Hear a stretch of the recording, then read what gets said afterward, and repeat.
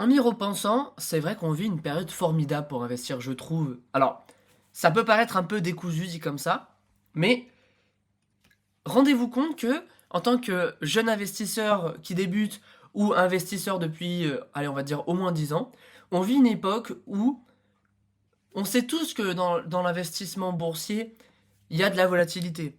Et même si on est sur quelque chose de très peu risqué ou on va dire d'assez rentable, et même si on sait tous que les marchés, globalement, on va dire, a une tendance haussière, que ce soit sur des ETF ou des actions même d'entreprise, on le sait que ça a une tendance haussière, sinon bah, personne investirait. Enfin, je veux dire, personne investirait si on est sûr ou quasiment qu'on perdrait de l'argent, tout simplement.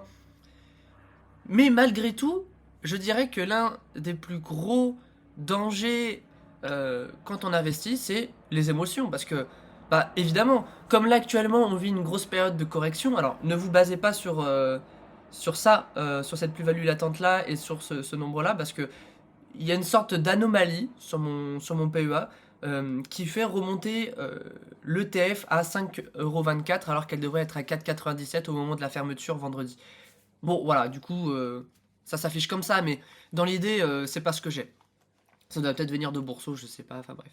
Mais, enfin, voilà, on sait tous que on a une tendance haussière, mais malgré tout, quand on a des périodes de forte correction, on se sent pas très bien quand même. Malgré tout, on a peur, on se dit oh là là, est-ce que je suis pas en train de faire une connerie? Est-ce que je suis pas en train de faire ci? Est-ce que voilà? Et du coup, on a peur et du coup, nos émotions. Et là, vous allez me dire, ok, mais où est-ce que tu veux en venir? Pourquoi est-ce que je dis qu'on vit une période formidable pour investir selon moi?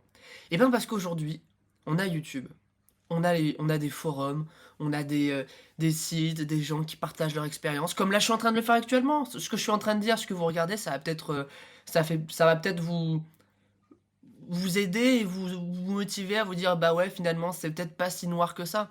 Ça fait vachement vidéo, enfin, développement personnel, alors que pas du tout. En fait, ce que je veux dire, c'est qu'aujourd'hui, il y a énormément de chaînes sur la thématique de la finance. Il y a beaucoup de bullshit. Il y a beaucoup de chaînes de bullshit qui vous promettent mondes et merveilles. Évidemment, il faut faire très attention. Mais il y a certaines petites chaînes, certaines petites pépites que j'appellerais, qui sont même pas des grosses chaînes, hein. Enfin, moi, il y a quelques chaînes de finance que je suis. Les mecs, ils ont 800 abonnés, hein. Mais c'est juste que le contenu est vraiment fort intéressant à écouter et il y a plein de choses à apprendre. Et du coup, grâce à ces chaînes YouTube là, on a vraiment, j'ai vraiment cette sorte d'impression de, on a un objectif commun qui est bah, d'avoir la meilleure rentabilité possible et pour beaucoup de, on va dire entre guillemets, se préparer une retraite ou se préparer un patrimoine financier important et tout. Et dans la bourse, c'est pareil dans notre milieu, mais notamment dans la bourse, on sait tous que pour se constituer un patrimoine financier, on va dire important quand on part de zéro, c'est-à-dire quand on n'a pas eu un héritage conséquent, ou même moins conséquent, mais enfin je veux dire voilà, avec un petit peu d'argent, qu'on n'a pas hérité d'une maison ou qu'on n'a pas gagné au loto, on sait tous que commencer de zéro et d'investir avec notre propre argent qu'on gagne chaque mois, comme c'est mon cas actuellement et comme c'est le cas d'énormément de personnes, eh ben ça demande un certain sacrifice. Ça demande de la détermination, ça demande de la prise sur soi, mais c'est surtout une charge mentale.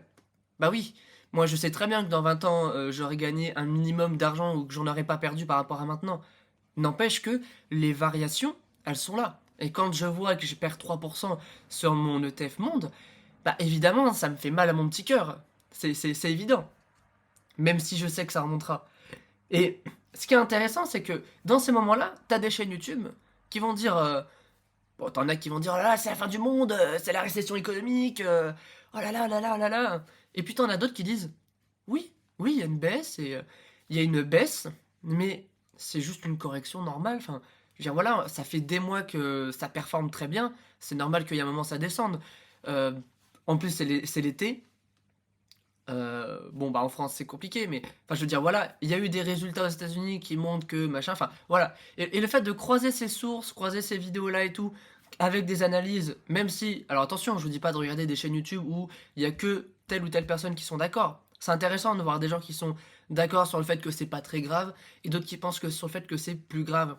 Mais vous allez voir, après, avec votre entre guillemets esprit d'investisseur, vous allez vous peser le pour et le contre. Et puis c'est différent si vous avez uniquement une stratégie d'action et de stop picking, ou si votre stratégie c'est juste de mettre sur des ETF et d'attendre, finalement. Mais du coup, malgré tout, même si j'ai quand même ce recul de me dire ça va remonter, et ben je peux vous dire que vendredi soir, j'étais en mode ah ça fait peur, j'avais peur, genre voilà, j'avais peur. Ben, après en même temps je débute aussi. Et le fait de voir des vidéos de personnes, euh, encore une fois c'est des petites personnes, il y a des petites pépites, vous pouvez les trouver ces petites pépites, et je vous garantis c'est une mine d'informations. Et ben du coup ça nous permet de relativiser, vu qu'on a le même objectif commun, et ces personnes-là n'ont rien à nous vendre. Ah, comme moi je vous parle, j'ai rien à vous vendre, je suis pas là pour vous vendre un service, je m'en fiche. Et ben du coup, ça permet de rassurer et de rationaliser nos émotions. Et je trouve que c'est vraiment quelque chose d'incroyable qu'on vit actuellement. Il y a 20 ans, il n'y avait pas Internet. Même pendant la bulle Internet, YouTube, ça fait pas si longtemps que ça qu'il y a des vidéos financières. Vous imaginez la pression que c'était pour ces gens-là? Ils avaient pas de retour, on va dire, d'un monde global, parce que YouTube, c'est le monde entier. Ils avaient juste leurs potes investisseurs, surtout s'ils investissaient dans les salles. Non, ça devait être une pression énorme, alors que là maintenant, facilement, on peut avoir des analyses de plein de personnes, et pas que des analyses de Jean-Michel, David de la finance, qui te dit que ça va être la récession et que c'est la fin du monde, quoi, tu vois, enfin, j'exagère, j'exagère. Mais voilà, et voilà, je serais curieux de savoir ce que vous en pensez, parce que moi je trouve que en vrai, on se dit pas assez à quel point, je trouve, on a de la chance d'être investisseur dans cette période-là malgré tout. Et des périodes difficiles, on en aura toujours. On aura des périodes où on aura une grosse correction. Ça se trouve, on aura dans 10 ans un nouveau Covid. On aura une nouvelle guerre, peut-être. Le monde économique, le monde boursier nous ont toujours montré qu'on s'en est toujours relevé. Alors ça ne veut pas dire que ce sera pareil la prochaine fois, mais on a quand même une certaine prestance et une certaine puissance. Et n'oubliez pas, quand les marchés globaux baissent, c'est les soldes. Achetez. Achetez. Alors ne mettez pas tout votre épargne de précaution, hein, mais voilà. Essayez vraiment de voir ça comme des soldes, si ça peut être un petit conseil. Moi, c'est ce que j'ai fait personnellement. Et puis voilà. Le plus important, c'est de garder son objectif en tête. Si vous croyez en ce que vous faites, si vous croyez aux entreprises dans lesquelles vous investissez, si vous croyez à l'ETF dans lequel vous investissez, ce n'est que des variations. Gardez ça à l'esprit. Et de toute façon, n'oubliez pas que votre meilleur allié en tant qu'investisseur, c'est le temps. Voilà. Plus vous êtes dans une tendance à long terme, et plus vous êtes sûr de gagner. Voilà. C'est tout ce que j'avais à vous dire. Maintenant, on va essayer de résister à à la tendance haussière.